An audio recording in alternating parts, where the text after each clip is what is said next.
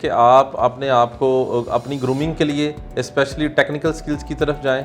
और technical skills में अभी बहुत ज़्यादा ग्राफिक डिज़ाइनिंग लोग सीख रहे हैं। एडोब फोटोशॉप कोई सीखते हैं, कुछ MS पावर पॉइंट और MS माइक्रोसॉफ्ट ऑफिस के ऊपर अपनी एक्सपर्टीज़ हासिल करते हैं। लेकिन मेरा चूँकि फील्ड लैंग्वेजेस है तो मैं इसी को प्रमोट करूँगा। और आप स्पेशली मैं चाइनीज़ लैंग्वेज को प्रमोट करना चाहूँगा कि आप चाइनीज़ लैंग्वेज सीखें, चाइनीज़ कल्चर सीखें।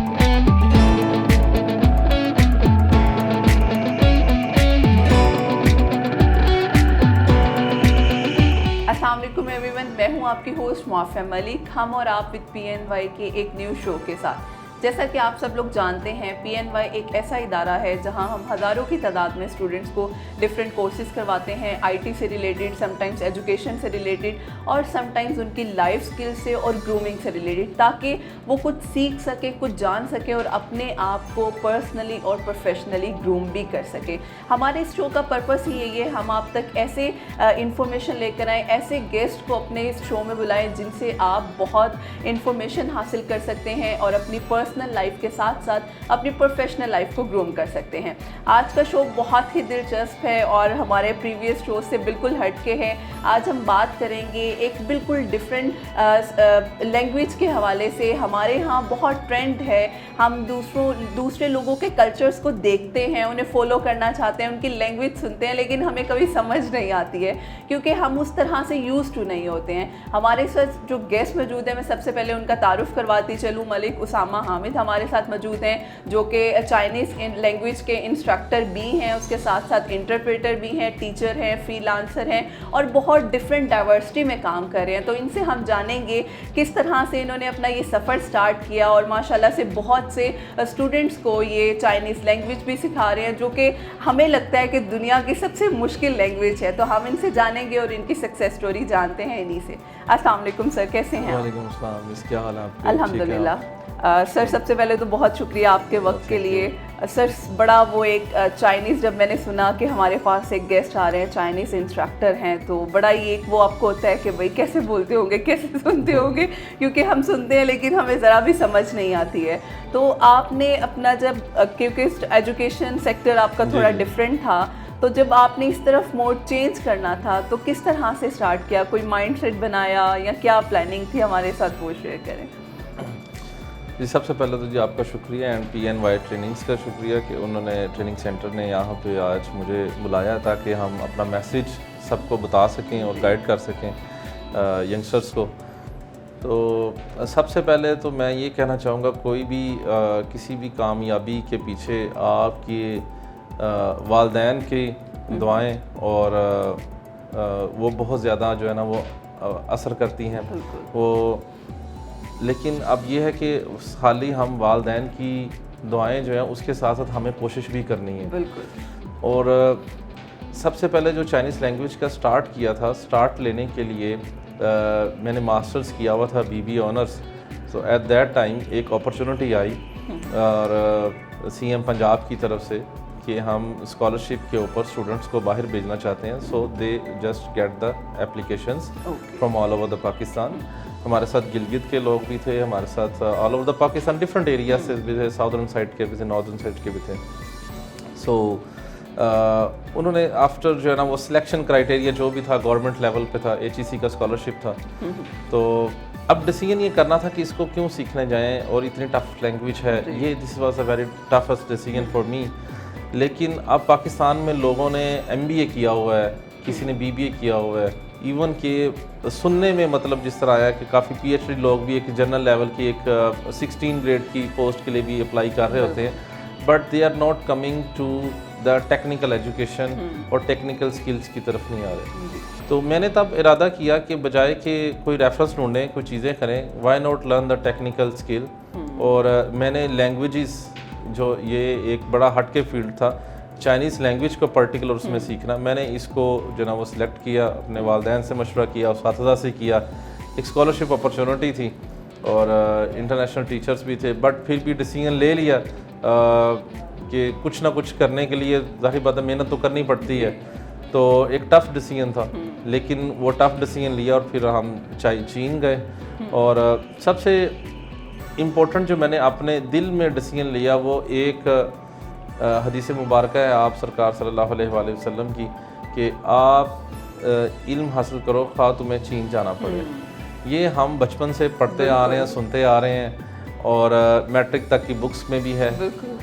बस मैं इसी चीज़ को फॉलो करते करते वहाँ पे चला गया जी।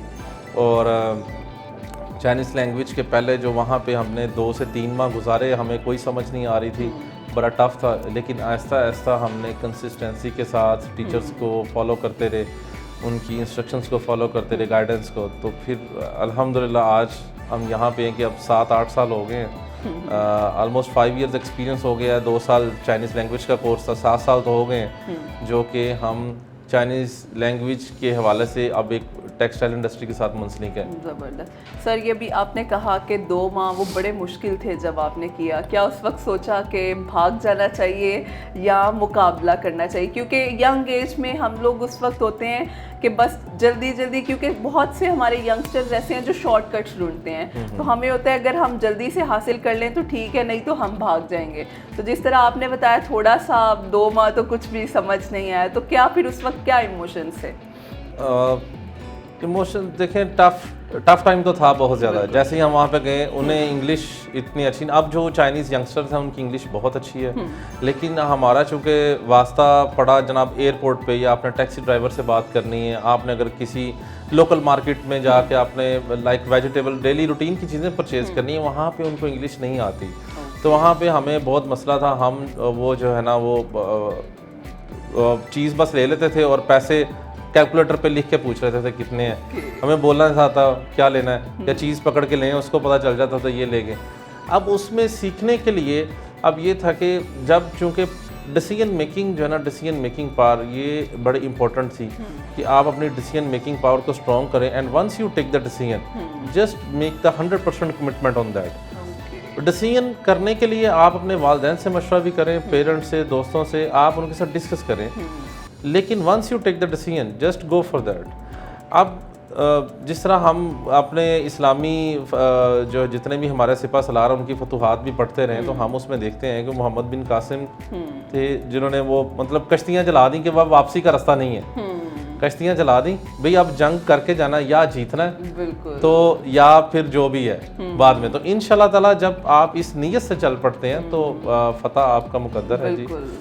और बस इसी सोच के ऊपर और इसी जो है ना वो जुनून और जज्बे के साथ हम लगे रहे कि हम पाकिस्तान को रिप्रेजेंट कर रहे हैं। एक पाकिस्तान के पूरे इलाके से एक हम 500 स्टूडेंट सेलेक्ट हुए हैं, तो हम एक मकसद के लिए यहाँ पे आए हैं, तो we are the luckiest person, और हम वहाँ पे गए हैं तो हमें ये अपॉर्चुनिटी जो है ना वो ज़ाया नहीं करनी चाहिए। बिल्कुल, बस इसी चीज़ को सोचते सोचते वो बस कोर्स अल्हम्दुलिल्लाह अप टू मार्क कंप्लीट हो गया। और सर पहले तो इतना नहीं था, लेकिन वक्त के साथ साथ इस चीज़ को बड़ा प्रमोट किया जा रहा है, चीन के कल्चर को, पाक चीन दोस्ती जिस तरह से हम सुनते हैं, और बहुत से लोग वहाँ से भी यहाँ आए हैं, यहाँ से भी वहाँ गए हैं, और बहुत डिफरेंट अपने कल्चर को रिप्रेजेंट कर रहे हैं। तो आपने अभी तक मतलब आपका इतना माशाल्लाह से एक्सपोजर भी रहा, तो ऐसा क्या आपको हमारे कल्चर के साथ वहाँ फेमिलियर भी लगा?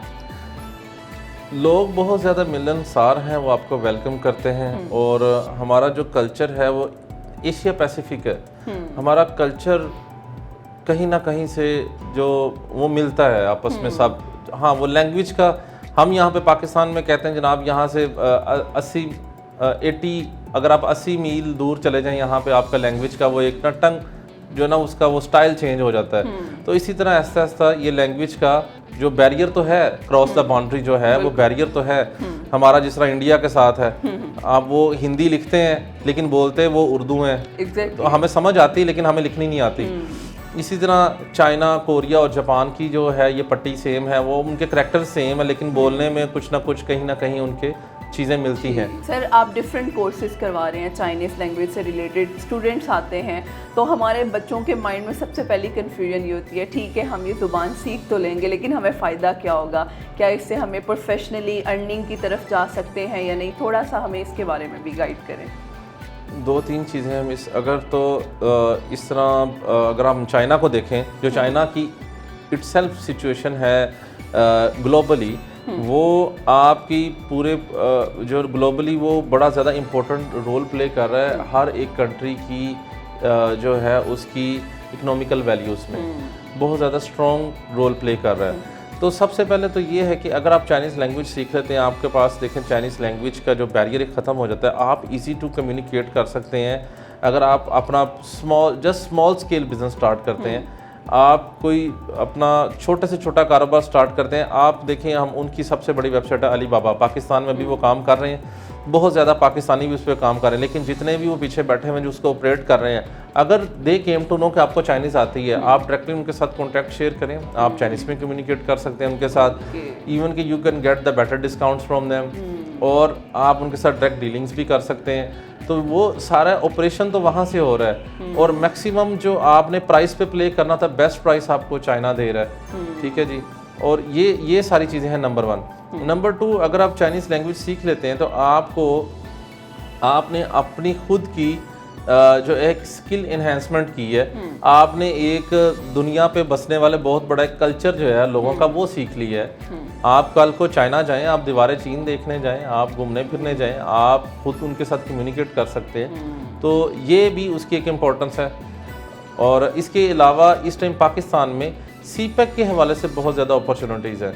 मैं यहाँ पे मेंशन करना चाहूँगा, बहुत ज़्यादा इस टाइम कंपनीज जो है ना वो हायरिंग करती हैं, वो बताती हैं कि जनाब हमें DAE या मैकेनिकल इंजीनियरिंग या इलेक्ट्रिकल इंजीनियरिंग पर्सन चाहिए, but the person will be preferred who have the fluency in Chinese language, because ये जितने ज़्यादा प्रोजेक्ट्स हैं काफ़ी ज़्यादा सीपेक के हवाले से वो चाइनीज़ कंपनीज खुद जो है ना उनको लीड कर रही हैं, तो उसमें ऑफ कोर्स आपको जब चाइनीज़ लैंग्वेज आती है आपको सबसे हटके जो है एक प्रेफरेंस मिलती है, बहुत ज़्यादा प्रेफरेंस मिलती है आपको।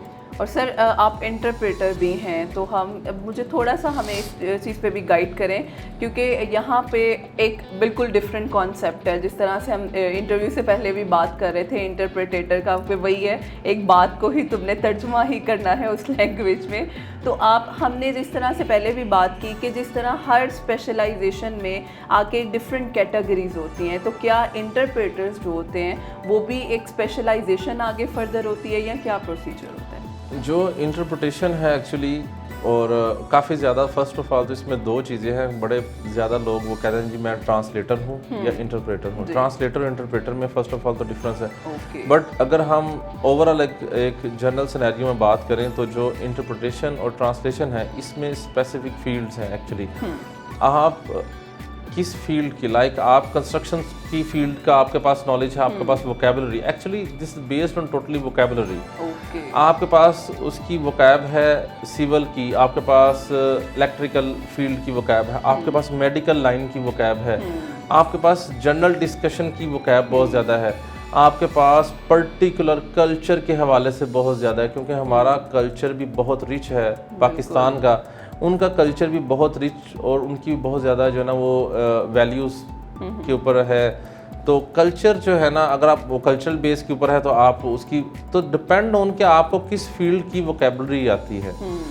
तो बेसिक्स जो सीखना है एक्चुअली वो तो आपने बेसिक रोज़मर्रा की ज़िंदगी गुजारने का सीखना है, लेकिन उसके बाद जो आपका पर्टिकुलर लाइन है कि क्योंकि आपने डिग्री की इंजीनियरिंग की, आपके पेरेंट्स ने आपको पढ़ाया, आप इंजीनियर बन गए, अब आपने चाइनीज़ लैंग्वेज सीख ली। चाइनीज़ लैंग्वेज सीखने के बाद आपको पर्टिकुलर अपनी लाइन की एक्चुअली सीखनी है जिसमें आपको इन फ्यूचर फ़ायदा हो सके। आपको कल को कोई कंपनी हायर करे, अब आपको जनरल चाइनीज़ आती है, जनरल ट्रांसलेशन आप कह रहे हैं मुझे चाइनीज़ आती है, लेकिन वो कंपनी आपको हायर कर रही है as a civil engineer, but they don't know कि आपको सिविल इंजीनियरिंग वाली लाइन की चाइनीज़ नहीं आती। तो वो जस्ट एक स्मॉल कोर्सेज होते हैं। जब आप मेन कोर्स चाइनीज़ का कर लेते हैं, इस टाइम चाइनीज़ के 6 लेवल्स हैं, HS के इसको कहते हैं, HS के 1 to 6, और बेस्ट जो मिनिमम जो अगर आपको चाहिए एक अच्छी अर्निंग वाली जॉब तो HS के 5, और बेस्ट के लिए HS के 6 हैं। और इसके बाद जब आप HS के 5 और 6 कर लेते हैं तो जस्ट आपको देखिए नॉलेज आ गया, आपको ग्रामर का पता चल गया, आपको सारी चीज़ें पता चल गई, just you need to add the particular field vocabulary. तो जब फिर आप फ्लो के साथ जाएंगे। और मेरा ख्याल है ये आपकी पर्सनल तो आपको एक एंजॉयमेंट के लिए हम लोग समटाइम्स एक प्लेयर के लिए सीख रहे होते हैं, लेकिन प्रोफेशनली भी आपको बहुत ज़्यादा हेल्प आउट करती है कि आप डिफरेंट डोमेन्स में जाके अपना फाइनेंशियली भी अपने आप को स्ट्रॉन्ग कर सकते हैं और पर्सनली भी कर सकते हैं। स्किल कोई भी दुनिया में ना वो आप सीख लें तो कहीं ना कहीं स्किल होती है जो लोगों की ज़रूरत को एक्चुअली आपने तो स्किल सीख ली, आप महारत वाले इंसान बन गए, हुनर आपके पास आ गया, हुनरमंद हो गया, ठीक है जी। तो आपने वो हुनर सीखा किसी की हेल्प करने के लिए, मदद करने के लिए, तो कहीं ना कहीं उसकी ज़रूरत है। तो लैंग्वेज जो है ना, ये एक ऐसी स्किल है, तो इसकी हर जगह पे एम्बेसीज के अंदर ज़रूरत है। डिफरेंट कंट्री में प्रोजेक्ट्स चल रहे होते हैं, आप ट्रेडिंग कर सकते हैं, अक्रॉस द बाउंड्री ट्रेडिंग कर सकते हैं। फ़र्ज़ करें आपने टर्किश लैंग्वेज सीख ली है, आपने स्पेनिश सीख ली है, फ्रेंच सीख ली है, आप अक्रॉस द बाउंड्री आप जो है ना वो ट्रेड कर सकते हैं। आपको लैंग्वेज सीखने का और लैंग्वेज सीखने से आपको एटलीस्ट आपको दूसरे कंट्री के कल्चर का पता चलता है कि वो लोग कैसे रहते हैं, बिल्कुल, उनका रहन सहन क्या है, उनकी वैल्यूज़ क्या हैं। तो सबसे बड़ा ये कि आप अक्रॉस द बाउंड्री बिजनेस कर सकते हैं।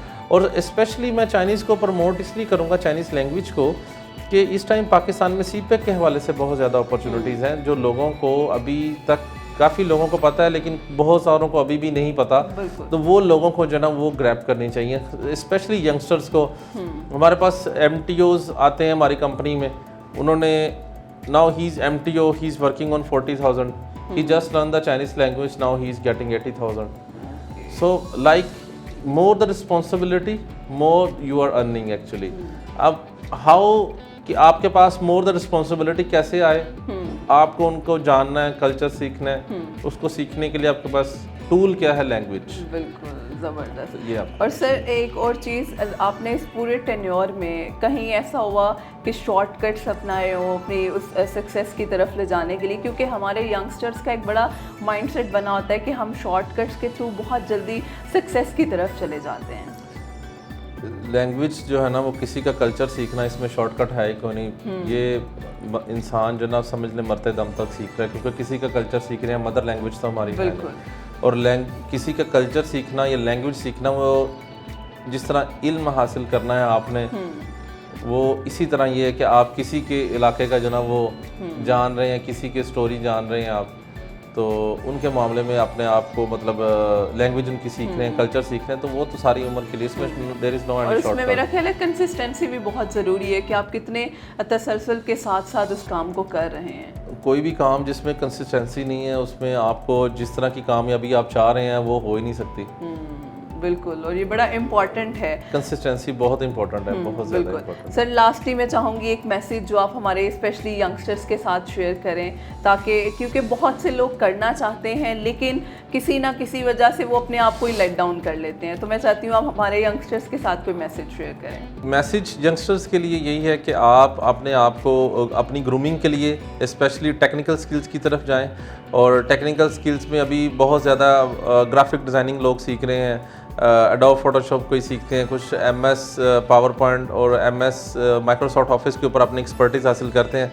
लेकिन मेरा चूँकि फील्ड लैंग्वेजेस है तो मैं इसी को प्रमोट करूँगा, और आप स्पेशली मैं चाइनीज़ लैंग्वेज को प्रमोट करना चाहूँगा कि आप चाइनीज़ लैंग्वेज सीखें, चाइनीज़ कल्चर सीखें। आपके पास बहुत ज़्यादा अपॉर्चुनिटीज़ होंगी इन फ्यूचर, जो CPEC के रिगार्डिंग डिफरेंट प्रोजेक्ट्स हैं वहाँ पे। और इसके अलावा अगर आप अपनी जो है वो स्टडीज़ को कंटिन्यू करना चाहते हैं तो चाइना बहुत ज़्यादा स्कॉलरशिप अपॉर्चुनिटीज़ देता है, जिसमें पर्टिकुलर आपको प्रेफरेंस मिल जाती है एम्बेसी की तरफ से, चाइना एम्बेसी की तरफ से। अगर आपको चाइनीज़ लैंग्वेज आती है तो आप चाइनीज़ लैंग्वेज सीखें, और इसमें इट डजेंट मैटर कि आप कौन से लेवल तक जा रहे हैं, आप स्टार्ट करें। इसके डिफरेंट 6 लेवल्स हैं, आप लेवल 1, 2, 3 सी के भी आप फ़ौरन में अपना स्कॉलरशिप अप्लाई कर सकते हैं। Thank you so much sir, बहुत अच्छा एक बड़ा इंटरेस्टिंग सा हमारा शो रहा, जिसमें बड़ा एक डिफरेंट डोमेन है जिसमें हम बहुत कुछ सीखते हैं। और मैं उम्मीद करती हूँ हमारे यंगस्टर्स ने भी बहुत कुछ सीखा होगा, क्योंकि बहुत से लोगों को एक इनिशिएटिव चाहिए होता है, मोटिवेशन चाहिए होती है कि हम अगर किसी तरफ चाह रहे हैं तो हमें उससे पहले उसके बारे में फीडबैक क्लास में ही पता हो, तो ये बहुत ज़रूरी है। Thank you so much sir आपके वक्त के लिए, and thank you so much all of you. इंशाल्लाह फिर हाजिर होंगे एक न्यू शो के साथ। अल्लाह हाफ़िज़।